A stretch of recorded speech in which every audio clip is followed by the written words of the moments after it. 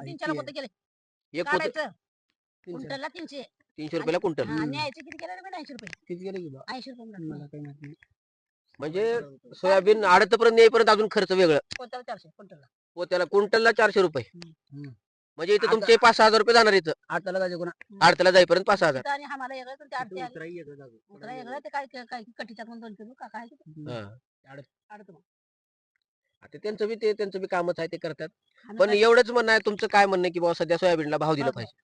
सगळ्या मालाला भाव राहावा लागते. तुरीला राहते, सोयाबीनला सोयाबीनला तुरीला आता एक उसाला भाव दिले. हा. आता मालरानं काय करा तुम्हाला एक विषयकर मालरान आहे. हा. मालरानं तर पाणी नाही, हा. मग मालला भाव नाही, ते मग सगळे ऊस चांगले राहणार, मालरानं का खावं.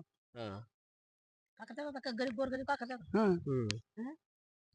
आता हे झडकं पडलं मग काय करणार, चार शेंगा राहतात मालरानला. तर एवढीच्या आधीच भर पडून जाते. हा, पुरावर बनवून जाते, काही बी नाही. शिवलिंग आवाज कमी कर. हा.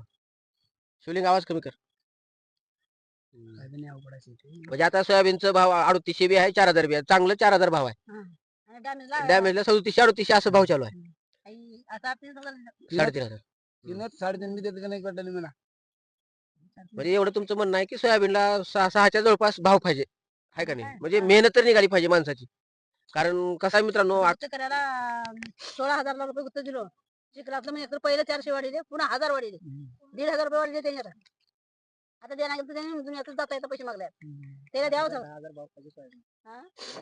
7,000 द्यावं ते बा. 10,000 7 देवली मंडळात